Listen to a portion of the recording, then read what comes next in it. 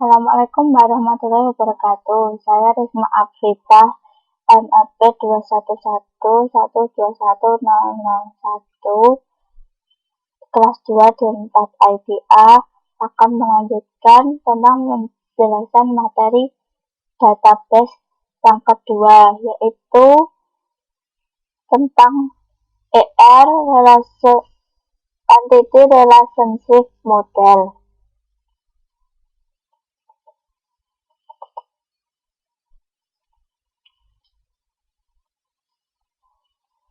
Tujuannya dalam materi ini adalah memahami konsep dasar ERM, memahami entity, atribut, entity set, primary key, dan foreign key, memahami relasi dan himpunan relasi, memahami rasio kardinalitas, dan participation constraint, mengenal notasi ERD. Yang pertama adalah ER data model. Permodelan sistem dengan ER data model atau biasa disebut ERD digunakan dalam pembuatan basis data. ERD menggambarkan tipe objek mengenai data itu di manajemen serta relasi antara objek tersebut. ERD digunakan oleh sistem analis dalam merancang database. ER model dibuat berdasarkan persepsi atau pengamatan dunia nyata yang terdiri atas entitas relasi antara entitas tersebut. Sebuah database dapat dimodelkan sebagai kumpulan entitas serta relasi antar entitas. Entitas adalah sebuah objek yang ada dan dapat dibedakan dengan objek lain. Entitas ada yang bersifat konkret, seperti contohnya buku, pegawai, dan lain-lain, serta ada yang bersifat abstrak, seperti kejadian, mata kuliah, pekerjaan, dan sebagainya. Setiap entitas memiliki atribut sebagai keterangan dari entitas. Misalnya, entitas mahasiswa memiliki atribut NRE, nama, alamat, nomor telepon, tanggal lahir, dan sebagainya. Setiap atribut pada entitas memiliki kunci atribut atau key atribut, biasanya disebut primary key, yang bersifat unik. Hanya ada satu, tidak ada yang menyamainya. Misalnya, entitas mahasiswa dengan atribut NRP sebagai primary key, atau entitas dosen dengan NIP sebagai primary key-nya. Beberapa entitas memungkinkan tidak memiliki atribut kunci sendiri. Entitas tersebut disebut entitas lemah. Yang kedua adalah jenis atribut dan notasi ERD. Ada beberapa notasi ERD yang digunakan. Misalnya, notasi Chen, Elmastri, Code. Tapi pada umumnya, notasi tersebut memiliki pengertian yang sama. Yang paling banyak digunakan adalah notasi Elmastri, karena mudah dibaca dan dimengerti. Ini notasi Elmastri. Yang pertama adalah entity. Entity digambarkan dengan persegi panjang, seperti pada gambar ini. Lalu weak entity yaitu entitas lemah. Entitas yang tidak memiliki primary key digambarkan dengan persegi panjang dengan 2 garis. Lalu ada belah ketupat menggambarkan relasi. Lalu belah ketupat dengan 2 garis menggambarkan identifying relasi. Atribut digambarkan dengan bentuk lonjong, lalu ada garisnya yang menunjukkan tersambung ke entitas, ke suatu entitas. Lalu apabila itu adalah key atribut atau parameter key, itu di bawahnya ada garis bawahnya. Lalu multivalued atribut digambarkan dengan dua garis seperti ini. Multivalued atribut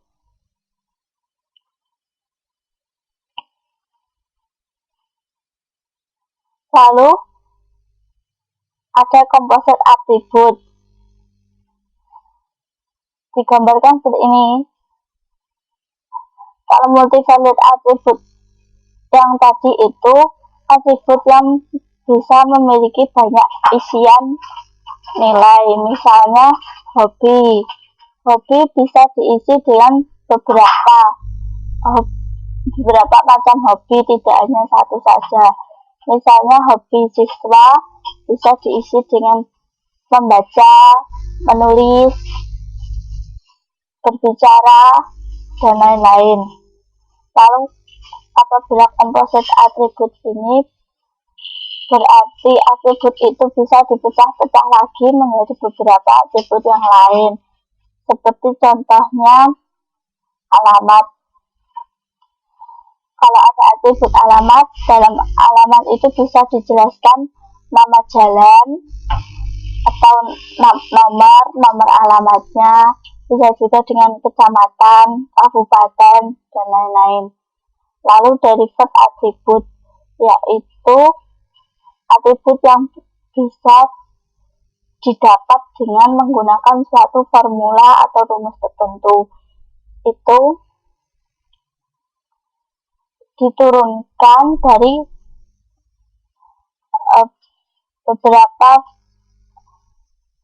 fungsi-fungsi yang diambil dari beberapa atribut dan entitas, seperti contohnya atribut umur. Atribut umur berarti dihitung berdasarkan dari tanggal lahir dan tahun sekarang. Lalu ada total participation, misalnya seperti ini. Berarti ini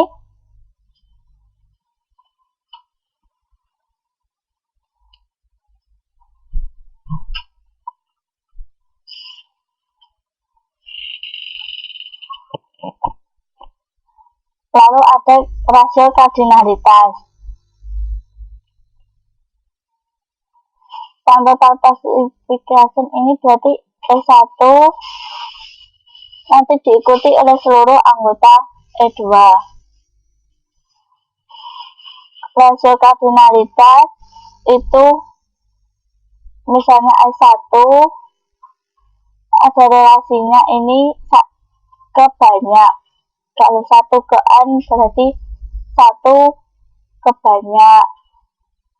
Ada 3 macam rasio kardinalitas, yaitu 1 to 1, 1 to many, dan many to many. Yang terakhir adalah structural constraint yang digambarkan dengan nama seperti ini. Entitas lemah adalah entitas yang keberadaannya sangat bergantung dengan entitas lain. Misalnya karyawan dan memiliki pendamping. Relasi pada entitas lemah digambarkan dengan simbol seperti ini, identifying relasi. Entitas pendamping ini tidak mungkin ada tanpa entitas karyawan. Jadi sangat bergantung pada entitas karyawan.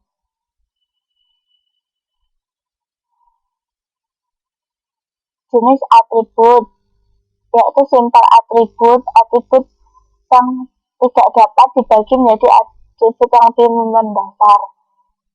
Jadi atomic atribut itu sudah final dan merupakan atribut yang paling bagus apabila dibuat dalam database yang sesungguhnya. Komposit atribut yaitu atribut yang terdiri dari beberapa atribut. Sudah seperti yang ada di gambar sebelumnya. Single valued atribut yaitu atribut yang hanya memiliki satu harga nilai. Multi-valued atribut, atribut yang memiliki isi lebih dari satu. Null value atribut adalah atribut dari entitas yang tidak memiliki nilai. Contohnya atribut pendidikan tinggi untuk tamatan SMP. Jadi pada atribut tersebut, pada kolom atribut tersebut tidak diisi dan bernilai 0 atau kosong. Derived atribut adalah atribut yang nilainya dapat diisi diturunkan dari perhitungan atau algoritma tertentu. Misalnya indeks prestasi atau IPK dapat dihitung dari nilai yang diperoleh oleh mahasiswa. Seperti pada gambar di bawah ini. Di sini ada derived atribut lama kuliah. Lama kuliah dapat dihitung dari MRP yang merupakan kombinasi antara digit tahun dan digit yang lain.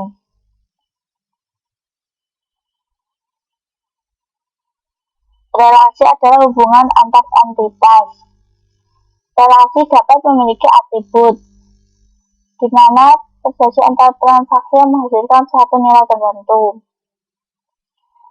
Misalnya pada gambar ini, ada entitas mahasiswa yang memiliki atribut NRT, nama, hobi, dan entitas mata kuliah yang memiliki nomor mata kuliah, nama mata kuliah, SKS, dan prasyarat. Antara mahasiswa dan mata kuliah ini ada relasi yang bernama mengambil. Mahasiswa mengambil mata kuliah. Lalu apabila ingin ditambahkan atribut nilai, apabila nilai ini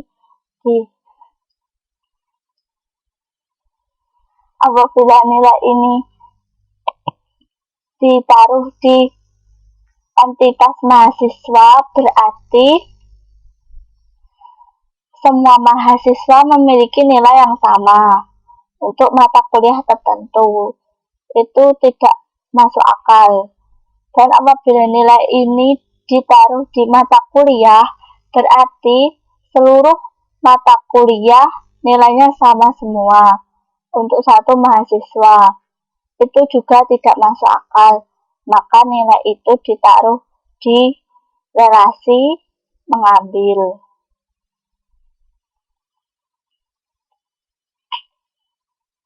Lalu derajat relasi adalah jumlah entitas yang berpartisipasi dalam satu relasi. Derajat relasi dapat berupa unary relationship yang berderajat 1, binary berderajat 2, ternary berderajat 3. Unary relationship adalah relasi di mana entitas yang terlibat hanya satu. Disebut relasi rekursif atau relasi yang memanggil dirinya sendiri. Seperti contohnya karyawan. Karyawan menikah dengan satu karyawan, berelasi dengan entitas itu sendiri. Binary relationship adalah terdapat dua entitas, seperti contohnya fakultas. Contoh one-to-one yaitu pria menikah dengan wanita. Contoh one-to-many fakultas mengatur banyak jurusan. Contoh many-to-many adalah ruang kuliah, banyak ruang kuliah ditempati oleh banyak mahasiswa. Ternary relationship adalah relasi tunggal yang menghubungkan tiga entitas sekaligus yang berbeda. Misalnya supplier menyediakan komponen. Banyak supplier menyediakan banyak komponen. Banyak supplier juga menyediakan banyak gudang. Rasio kardinalitas dalam relasi binari antar dua entitas terdapat beberapa kemungkinan. yaitu one to one, satu ke satu. Misalnya satu pegawai mengatur satu departemen. One to many atau many to one. Misalnya satu pegawai bekerja pada banyak departemen atau banyak pegawai bekerja pada satu departemen. Sedangkan many to many, misalnya banyak pegawai bekerja di banyak proyek atau banyak proyek dikerjakan oleh banyak pegawai.